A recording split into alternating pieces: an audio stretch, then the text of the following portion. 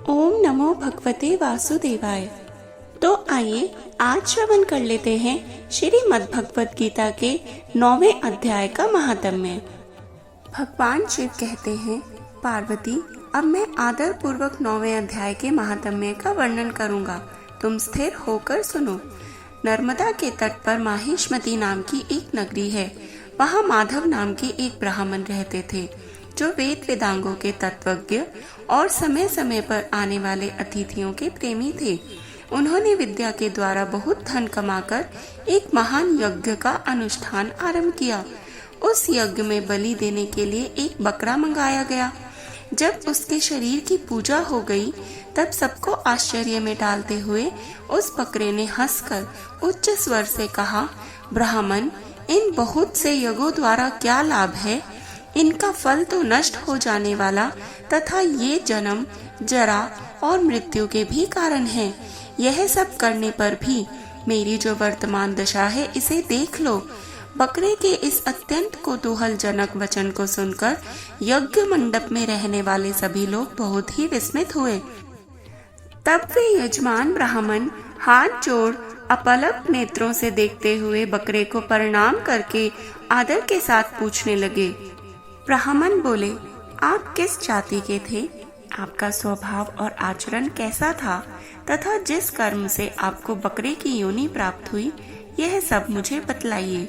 बकरा बोला, हे ब्राह्मण, मैं पूर्व जन्म में ब्राह्मणों के अत्यंत निर्मल कुल में उत्पन्न हुआ था। समस्त यज्ञों का अनुष्ठान करने वाला और वेद विद्या में प्रवीण था। एक दिन मेरी स्त्री ने भगवती दुर्गा की भक्ति से विनम्र होकर अपने बालक के रोग की शांति के लिए बलि देने के निमित्त मुझसे एक बकरा मांगा। तत्पश्चात जब चंडिका के मंदिर में वह बकरा मारा जाने लगा, उस समय उसकी माता ने मुझे श्राप दे दिया। ओ ब्राह्मणों में नीच, पापी, तू मेरे बच्चे का वध करना चाहता है, इसलिए तू भी बकरे की योनि में जन्म लेगा। द्विज श्रेष्ठ, तब कालवश मृत्यु को प्राप्त होकर मैं बकरा हुआ। यद्यपि मैं पशु योनि में पड़ा हूँ, तो भी मुझे अपने पूर्व जन्मों का स्मरण बना हुआ है। ब्राह्मण, यदि आपको सुनने की उत्कंठा हो तो मैं एक और भी आश्चर्य की बात बताता हूँ। कुरुक्षेत्र नामक एक नगर है, जो मोक्ष प्रदान करने वाला है। वहाँ चंद्रशर्मा नामक एक सूर्यवंशी राजा राज्य करते थे। एक समय जब सूर्य ग्रहण लगा था, राजा ने बड़ी श्रद्धा के साथ काल पुरुष का दान करने की तैयारी की। उन्होंने वेद वेदांगों के पारगामी एक विद्वान ब्राह्मण को बुलाया और पुरोहित के साथ वे तीर्थ के पावन जल से स्नान करने को चले और 2 वस्त्र धारण किए। फिर पवित्र और प्रसन्नचित्त होकर उन्होंने श्वेत चंदन लगाया और बगल में खड़े हुए पुरोहित का हाथ पकड़कर मनुष्यों से घिरे हुए अपने स्थान पर लौट आए। आने पर राजा ने यथोचित विधि से भक्ति पूर्वक ब्राह्मण को काल पुरुष का दान किया। तब काल पुरुष का हृदय चीरकर उसमें से एक पापात्मा चांडाल प्रकट हुआ। फिर थोड़ी देर के बाद निंदा भी चंडाली का रूप धारण करके काल पुरुष के शरीर से निकली और ब्राह्मण के पास आ गई। इस प्रकार चंडालों की वह जोड़ी आंखें लाल किए निकली और ब्राह्मण के शरीर में हठाहट प्रवेश करने लगी। ब्राह्मण मन ही मन गीता के 9वें अध्याय का जप करते थे और राजा चुपचाप यह सब कौतुक देखने लगे। ब्राह्मण के अंतःकरण में भगवान गोविंद शयन करते थे। वे उन्हीं का ध्यान करने लगे। ब्राह्मण ने जब गीता के 9वें अध्याय का जप करते हुए अपने भगवान का ध्यान किया, उस समय गीता के अक्षरों से प्रकट हुए विष्णु दूतों द्वारा पीड़ित होकर वे दोनों चंडाल भाग चले। उनका उद्योग निष्फल हो गया। इस प्रकार इस घटना को प्रत्यक्ष देखकर राजा के नेत्र आश्चर्य से चकित हो उठे। उन्होंने ब्राह्मण से पूछा, विप्रवर, इस भयंकर आपत्ति को आपने कैसे पार किया? आप किस मंत्र का जप तथा किस देवता का स्मरण कर रहे थे? वह पुरुष तथा स्त्री कौन थी? वे दोनों कैसे उपस्थित हुए और फिर वे शांत कैसे हो गए? यह सब कृपया करके मुझे बताइए। ब्राह्मण ने कहा, राजन, चंडाल का रूप धारण करके भयंकर पाप ही प्रकट हुआ था तथा वह स्त्री निंदा की साक्षात मूर्ति थी। मैं इन दोनों को ऐसा ही समझता हूँ। उस समय मैं गीता के 9वें अध्याय के मंत्रों की माला जपता था। उसी का महात्म्य है कि सारा संकट दूर हो गया। महीपते, मैं नित्य ही गीता के 9वें अध्याय का जप करता हूँ। उसी के प्रभाव से ग्रह जनित आपत्तियों के पार हो सका हूँ। यह सुनकर राजा ने उसी ब्राह्मण से गीता के 9वें अध्याय का अभ्यास किया। फिर वे दोनों ही परम शांति को प्राप्त हो गए। यह कथा सुनकर ब्राह्मण ने बकरे को बंधन से मुक्त कर दिया और गीता के 9वें अध्याय के अभ्यास से परम गति को प्राप्त किया। हरे कृष्णा कृष्ण कृष्ण हरे हरे। तो आइए भक्तों, ऐसे 9वें अध्याय का श्रवण हम भी कर लेते हैं। श्रीमद् भगवद गीता अध्याय 9। परम प्रभु ने कहा, हे अर्जुन, क्योंकि तुम मुझसे ईर्ष्या नहीं करते, इसलिए मैं तुम्हें विज्ञान सहित परम गुह्य ज्ञान बतलाऊंगा, जिसे जानकर तुम भौतिक जगत के कष्टों से मुक्त हो जाओगे। राज विद्या का यह ज्ञान सभी रहस्यों से सर्वाधिक गहन है। जो इसका श्रवण करते हैं उन्हें यह शुद्ध कर देता है और यह प्रत्यक्ष अनुभूति कराने वाला है। धर्म की मर्यादा के पालनार्थ इसका सरलता से अभ्यास किया जा सकता है और यह नित्य ही प्रभावी है।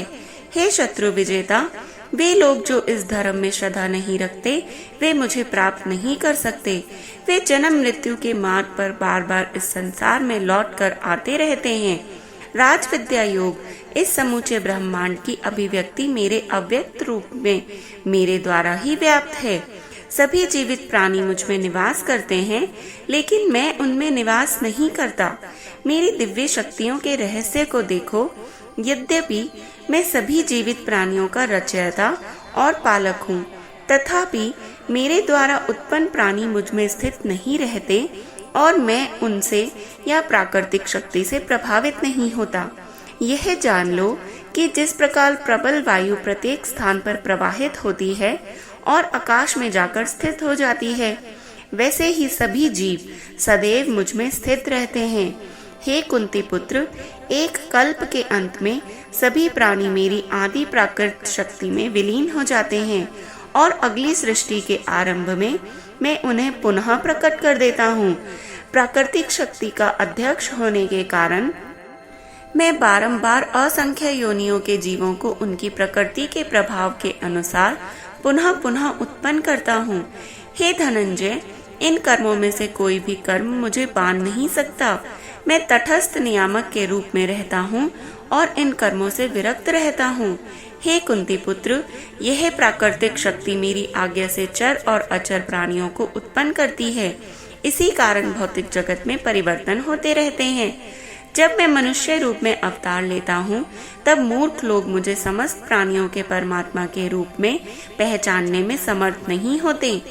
प्राकृतिक शक्ति से मोहित होने के कारण ऐसे लोग आसुरी और नास्तिक विचारों को ग्रहण करते हैं। इस मोहित अवस्था में उनके आत्म कल्याण की आशा निरर्थक हो जाती है और उनके कर्मफल व्यर्थ हो जाते हैं और उनके ज्ञान की प्रकृति निष्फल हो जाती है। हे पार्थ, किंतु महान आत्माएं जो मेरी दिव्य शक्ति का आश्रय लेती हैं, वे मुझे समस्त सृष्टि के उद्गम के रूप में जान लेती हैं। वे अपने मन को केवल मुझ में स्थिर करके मेरी अनन्य भक्ति करती हैं। मेरी दिव्य महिमा का सदैव कीर्तन करते हुए दृढ़ निश्चय के साथ विनय पूर्वक मेरे समक्ष नतमस्तक होकर वे निरंतर प्रेमा भक्ति के साथ मेरी आराधना करते हैं। अन्य लोग जो ज्ञान के संवर्धन हेतु यज्ञ करने में लगे रहते हैं, वे विविध प्रकार से मेरी आराधना में लीन रहते हैं। कुछ लोग मुझे अभिन्न रूप में देखते हैं जो कि उनसे भिन्न नहीं है, जबकि अन्य मुझे अपने से भिन्न रूप में देखते हैं। कुछ लोग मेरे ब्रह्मांडीय रूप की अनंत अभिव्यक्तियों में मेरी पूजा करते हैं। मैं ही वैदिक कर्म कांड हूँ, मैं ही यज्ञ हूँ, मैं ही पितरों को दिए जाने वाला तर्पण हूँ, मैं ही औषधीय जड़ी बूटी और वैदिक मंत्र हूँ, मैं ही घी, अग्नि और यज्ञ का कर्म हूँ, मैं ही इस ब्रह्मांड का पिता, माता, आश्रय और पितामह हूँ, मैं ही शुद्धिकर्ता, ज्ञान का लक्ष्य और पवित्र मंत्र ओम हूँ, मैं ही ऋग्वेद, सामवेद और यजुर्वेद हूँ, मैं सभी प्राणियों का परम लक्ष्य हूँ और मैं ही सबका निर्वाहक, स्वामी, धाम, आश्रय और मित्र हूँ। मैं ही सृष्टि का आदि, अंत और मध्य, और मैं ही भंडार ग्रह और अविनाशी बीज हूँ। हे अर्जुन, मैं ही सूर्य को गर्मी प्रदान करता हूँ तथा वर्षा को रोकता और लाता हूँ। मैं अनश्वर तत्व और उसी प्रकार से साक्षात मृत्यु हूँ। मैं ही आत्मा और उसी प्रकार से मैं ही पदार्थ हूँ। वे जिनकी रुचि में वेदों में वर्णित सकाम कर्म कांडों में होती है, वे यज्ञों के कर्म कांड द्वारा मेरी ही आराधना करते हैं। वे यज्ञों के अवशेष सोम रस का सेवन कर पापों से शुद्ध होकर स्वर्ग जाने की इच्छा करते हैं। अपने पुण्य कर्मों के प्रभाव से वे स्वर्ग के राजा इंद्र के लोक में जाते हैं और स्वर्ग के देवताओं का सुख ऐश्वर्य पाते हैं। जब वे स्वर्ग के सुखों को भोग लेते हैं और उनके पुण्य कर्मों के फल क्षीण हो जाते हैं, तब फिर से वे पृथ्वी लोक पर लौट आते हैं। इस प्रकार वे जो अपनी इच्छित पदार्थ प्राप्त करने हेतु वैदिक कर्म कांडों का पालन करते हैं, बार बार इस संसार में आवागमन करते रहते हैं। किंतु जो लोग सदैव मेरे बारे में सोचते हैं और मेरी अनन्य भक्ति में लीन रहते हैं एवं जिनका मन सदैव मुझ में तल्लीन रहता है, उनकी जो आवश्यकताएं होती हैं उन्हें मैं पूरा करता हूँ और जो कुछ उनके स्वामित्व में होता है उसकी रक्षा करता हूँ। हे कुंती पुत्र, जो श्रद्धा पूर्वक अन्य देवताओं की पूजा करते हैं वे भी मेरी पूजा करते हैं, लेकिन वे यह सब अनुचित ढंग से करते हैं। मैं ही समस्त यज्ञों का एकमात्र भोक्ता और स्वामी हूँ, लेकिन जो मेरी दिव्य प्रकृति को पहचान नहीं पाते वे पुनर्जन्म लेते हैं। जो देवताओं की पूजा करते हैं वे देवताओं के बीच जन्म लेते हैं। जो पितरों की पूजा करते हैं वे पितरों की योनियों में जन्म लेते हैं। भूत प्रेतों की पूजा करने वाले उन्हीं के बीच जन्म लेते हैं और केवल मेरे भक्त मेरे धाम में प्रवेश करते हैं। यदि कोई मुझे श्रद्धा भक्ति के साथ पत्र, पुष्प, फल या जल ही अर्पित करता है, तब मैं प्रसन्नता पूर्वक अपने भक्त द्वारा प्रेम पूर्वक और शुद्ध मानसिक चेतना के साथ अर्पित वस्तु को स्वीकार करता हूँ। हे कुंती पुत्र, तुम जो भी करते हो, जो भी खाते हो, पवित्र यज्ञाग्नि में जो आहुति डालते हो, जो भी दान देते हो, जो भी तपस्या करते हो, वह सब मुझे अर्पित करते हुए करो। इस प्रकार सभी कार्य मुझे समर्पित करते हुए तुम शुभ और अशुभ फलों के बंधन से मुक्त रहोगे। इस वैराग्य द्वारा मन को मुझ में अनुरक्त कर तुम मुक्त होकर मेरे पास आ पाओगे। मैं समभाव से सभी जीवों के साथ व्यवहार करता हूँ, न तो मैं किसी के साथ द्वेष करता हूँ और ना ही पक्षपात करता हूँ। लेकिन जो भक्त मेरी प्रेममयी भक्ति करते हैं, मैं उनके हृदय में और वे मेरे हृदय में निवास करते हैं। यदि महापापी भी मेरी अनन्य भक्ति के साथ मेरी उपासना में लीन रहने लगे, तब उन्हें साधु मानना चाहिए, क्योंकि वे अपने संकल्प में दृढ़ रहते हैं। वे शीघ्र धर्मात्मा बन जाते हैं और चिरस्थायी शांति पाते हैं। हे कुंती पुत्र, निडर होकर यह घोषणा कर दो कि मेरे भक्त का कभी पतन नहीं होता। वे सब जो मेरी शरण ग्रहण करते हैं, भले ही वे जिस कुल, लिंग, जाति के हों और जो समाज से तिरस्कृत ही क्यों ना हो, वे परम लक्ष्य को प्राप्त करते हैं। फिर पुण्य कर्म करने वाले राजऋषियों और धर्मात्मा ज्ञानियों के संबंध में कहना ही क्या है।